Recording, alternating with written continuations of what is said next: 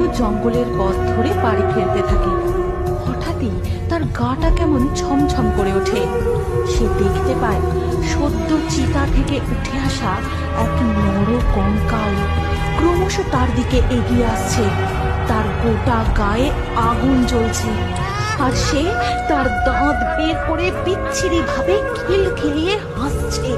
তার দুটো লম্বা হাত বের করে যেই সিধুকে জড়িয়ে ধরতে যাবে, সিধু চিৎকার করে ওঠে, "মা!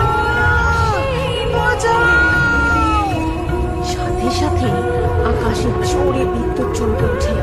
ঝমঝম করে বৃষ্টি শুরু হয়ে যায়, আর বৃষ্টির ফোঁটা পড়তেই সেই নরকঙ্কাল সেখান থেকে অদৃশ্য হয়ে যায়।